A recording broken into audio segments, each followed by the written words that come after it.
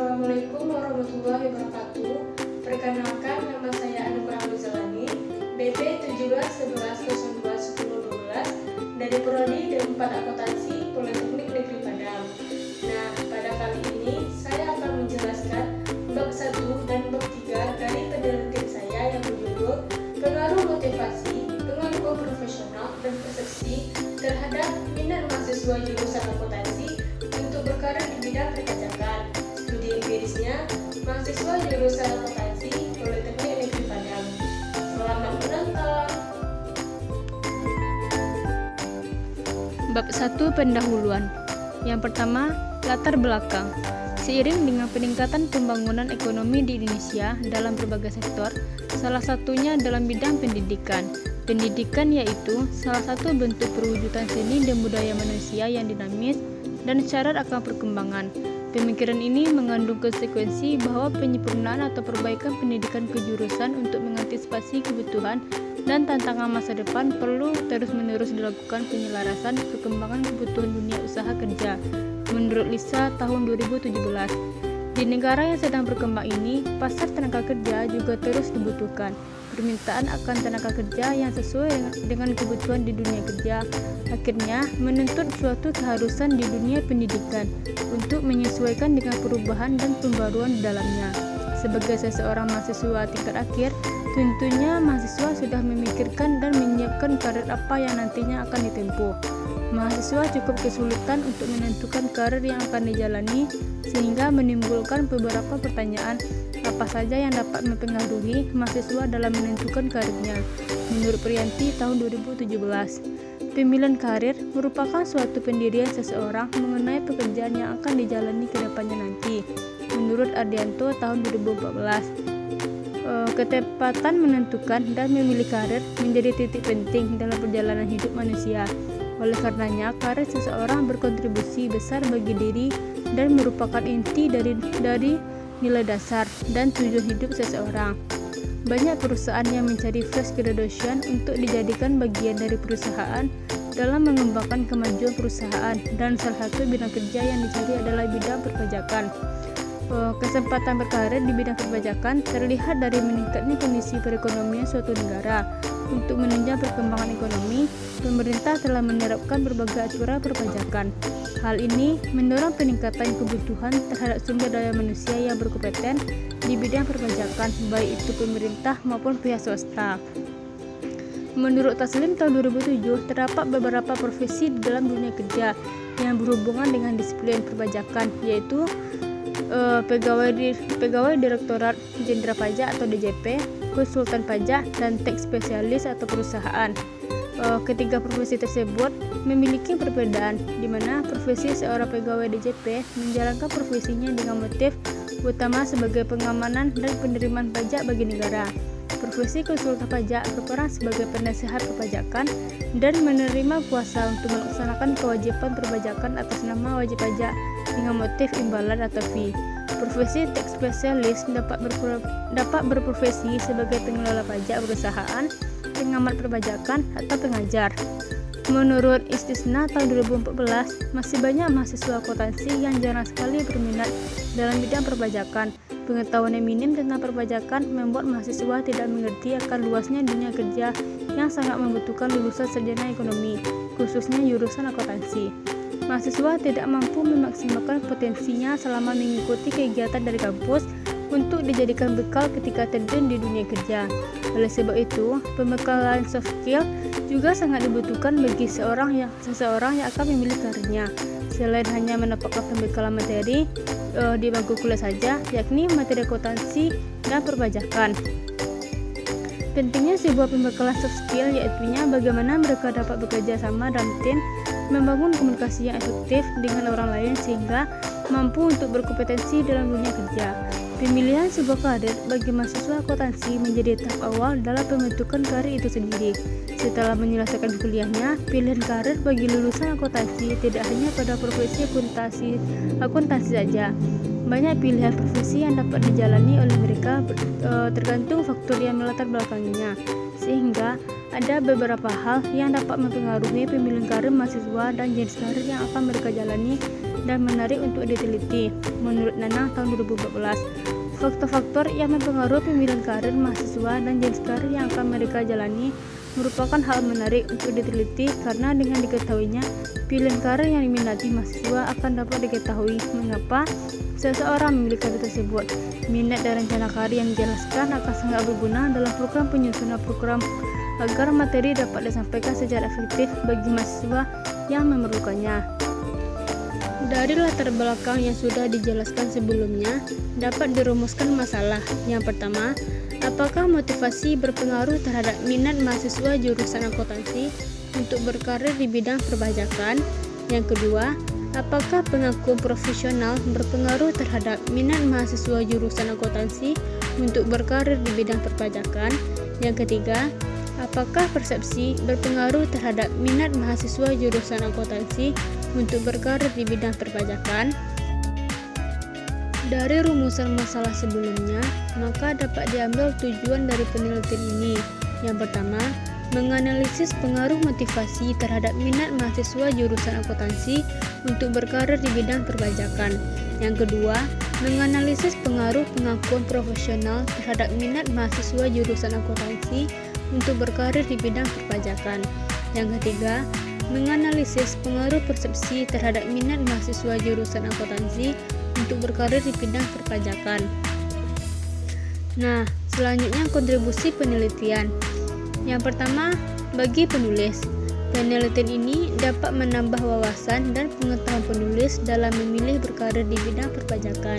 Yang kedua, bagi keilmuan, penelitian ini dapat memberikan kontribusi untuk memberikan informasi dalam aplikasi teori dan pengembangan ilmu pengetahuan yang telah dipelajari di bangku kuliah yang berkaitan dengan perpajakan. Bagi praktisi, penelitian ini dapat digunakan sebagai referensi bagi Direktorat Jenderal Pajak, perusahaan swasta, ataupun aspek akademik yang berguna untuk memahami minat mahasiswa bekerja di bidang perpajakan. Selanjutnya, sistematika penulisan. Yang pertama, bab 1 pendahuluan. Bab ini menjelaskan latar belakang penelitian, rumusan masalah, tujuan penelitian, kontribusi penelitian, dan sistematika penulisan. Bab yang kedua, mengenai literatur review. Bab ini menjelaskan landasan teori yang digunakan peneliti sebagai bahan acuan untuk mendukung penelitian ini. Penelitian terdahulu, kerangka pemikiran dan pengembangan hipotesis. Bab yang ketiga, metodologi penelitian. Bab ini membahas mengenai gambaran populasi dan sampel yang digunakan dalam studi empiris, jenis penelitian, definisi operasional, dan pengukuran variabel, teknik pengumpulan data, dan metode analisis data. Selanjutnya, bab 3, metodologi penelitian. Yang pertama, desain penelitian. Jenis penelitian yang dilakukan penulis adalah penelitian kuantitatif, yaitu penelitian yang mengungkapkan suatu pengaruh ataupun hubungan antar variabel yang dinyatakan dalam angka-angka dengan cara mengumpulkan data yang merupakan faktor pendukung terhadap pengaruh antara variabel-variabel yang bersangkutan, kemudian mencoba untuk dianalisis dengan menggunakan alat analisis yang sesuai dengan variabel-variabel dalam penelitian. Selanjutnya, populasi dan sampel. Populasi dalam penelitian ini adalah keseluruhan mahasiswa aktif Politeknik Negeri Padang, prodi D3 Akuntansi yang berada pada semester 3 ke atas dari angkatan 2018 dan 2019, serta prodi D4 Akuntansi yang berada pada semester 5 ke atas dari angkatan 2017 dan 2018 yang sudah pernah belajar mata kuliah perpajakan. Sedangkan sampel merupakan bagian dari populasi yang diambil dari keseluruhan objek yang diteliti yang dianggap dapat mewakili seluruh populasi dalam penelitian. Berdasarkan data yang diperoleh dari bagian kemahasiswaan Akunsiak Politeknik Negeri Padang, diketahui jumlah mahasiswa aktif untuk program studi D3 dan D4 Akuntansi mulai angkatan 2017 sampai 2019 yang sudah pernah belajar mata kuliah perpajakan, yaitu sebanyak 282 mahasiswa yang dapat dilihat pada tabel di samping. Dan untuk mengetahui perhitungan besaran sampel ditentukan dengan menggunakan rumus Lovin dengan tingkat kesalahan 10%, yaitu rumusnya N sama dengan N besar dibagi 1 ditambah N besar buka kurung D pangkat 2, di mana N kecil merupakan besaran sampel, sedangkan N besar merupakan jumlah populasi, yaitu sebanyak 282 mahasiswa, sedangkan D kecil merupakan tingkat kepercayaan. Dengan menggunakan rumus di samping yang menggunakan nilai persesi, yaitunya 0,1, sehingga dapat diperoleh sampel sebanyak 74 orang, dengan perhitungan sebagai berikut. N kecil sama dengan 282 dibagi 1 ditambah 282 buka kurung 0,1 pangkat 2, maka didapat jumlah sampelnya yaitu sebanyak 74 mahasiswa. Selanjutnya, teknik pengambilan sampel. Dalam penelitian ini, teknik pengambilan sampelnya adalah dapat digolongkan menjadi kriteria khusus atau purposive sampling yang diambil dari populasi. Adapun kriteria yang digunakan untuk memilih sampel pada penelitian ini, yang pertama, mahasiswa aktif Politeknik Negeri Padang, prodi D3 Akuntansi yang berada pada semester 3 ke atas dari angkatan 2018 dan 2019 yang sudah pernah belajar mata kuliah perpajakan. Yang kedua, mahasiswa aktif Politeknik Negeri Padang, prodi D4 Akuntansi yang berada pada semester 5 ke atas dari angkatan 2017 dan 2018 yang sudah pernah belajar mata kuliah perpajakan. Sedangkan teknik pengumpulan datanya, data yang digunakan dalam penelitian ini adalah data primer yang diperoleh menggunakan kuesioner menurut Wildayat tahun 2004. Yang dimaksud dengan kuesioner adalah kumpulan pertanyaan-pertanyaan tertulis untuk mendapatkan informasi dari para responden. Teknik pengumpulan data dalam penelitian ini menggunakan skala interval, di mana berisi 5 poin dengan jawaban dari tidak setuju sampai dengan sangat setuju sekali. Dalam hal ini, kuesioner digunakan untuk mendapatkan informasi yang berkaitan dengan pengumpulan data dengan cara memberikan daftar pertanyaan.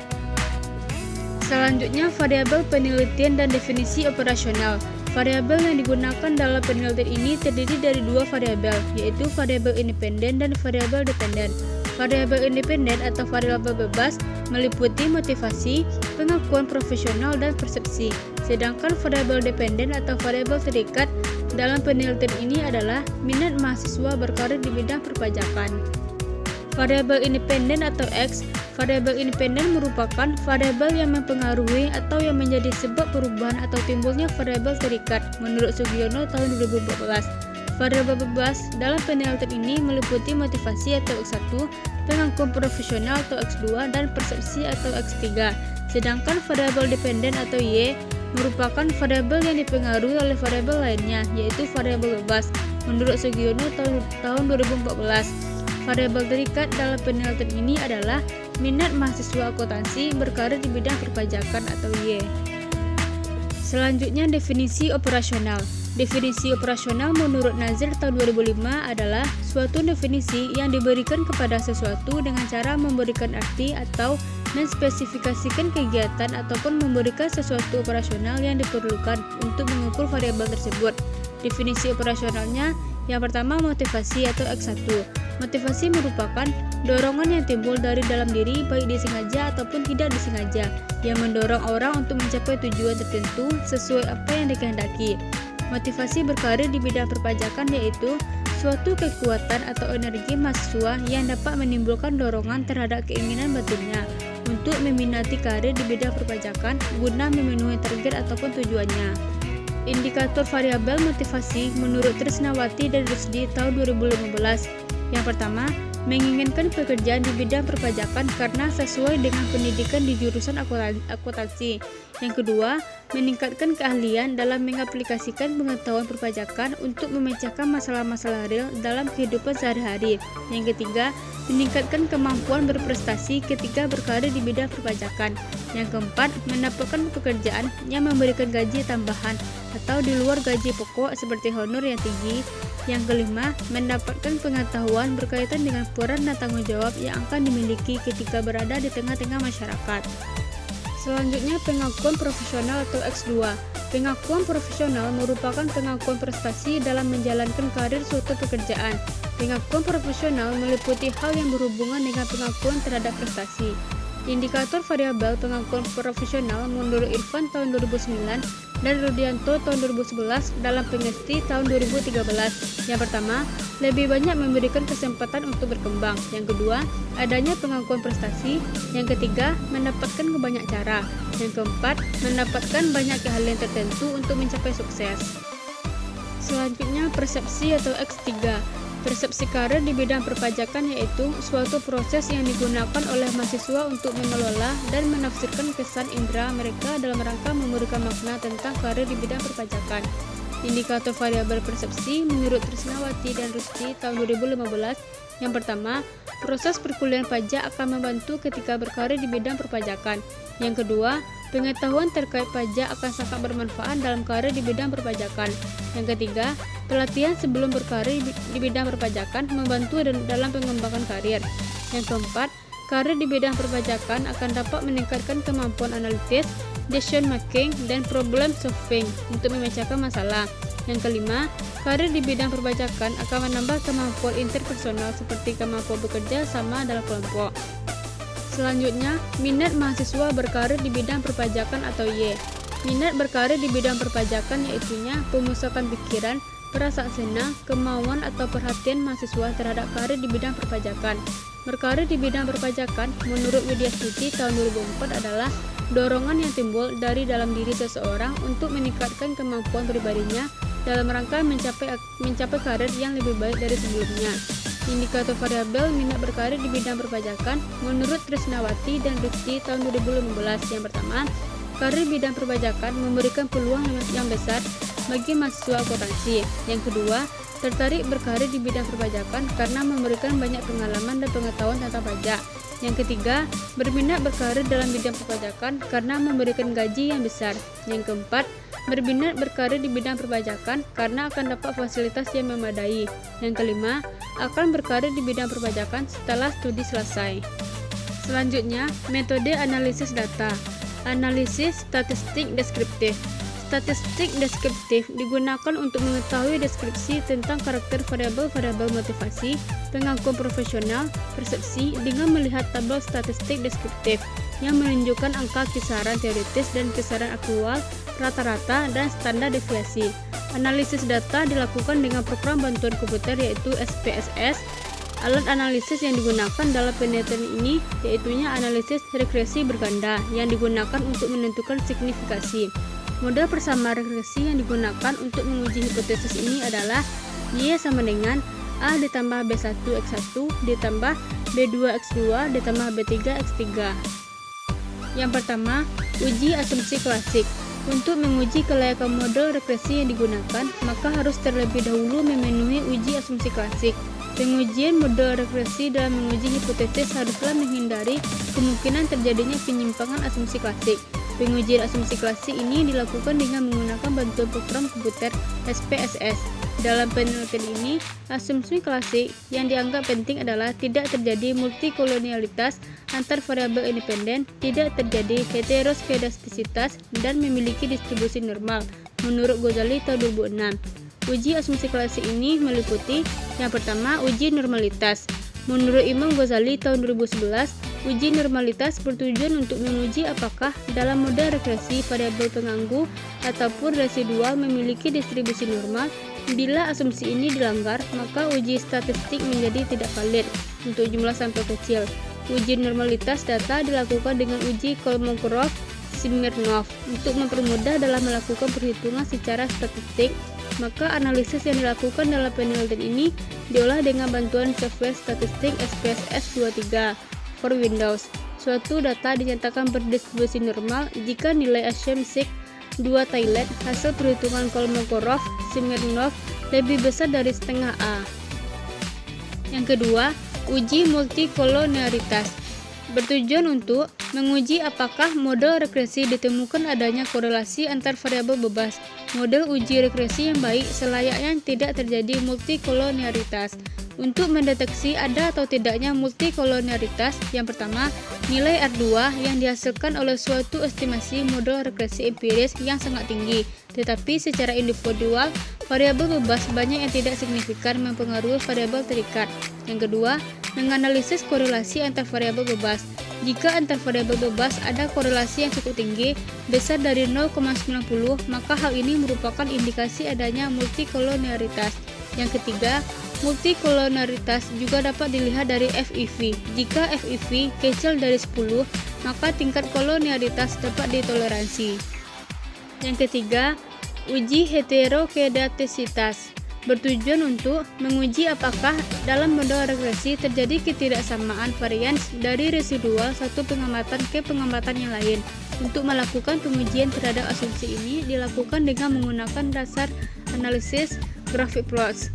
Yang pertama, dengan melihat apakah titik-titik memiliki pola yang teratur, seperti bergelombang, melebar, kemudian menyempit. Jika terjadi, maka terdapatnya heterokedastisitas. Yang kedua, jika tidak terdapat pola tertentu yang jelas, serta titik-titik menyebar di atas dan di bawah angka 10 pada sumbu Y, maka tidak terjadi heterokedastisitas. Selanjutnya, instrumen penelitian. Yang pertama, uji validitas. Digunakan untuk mengukur sah atau valid tidaknya suatu kuesioner.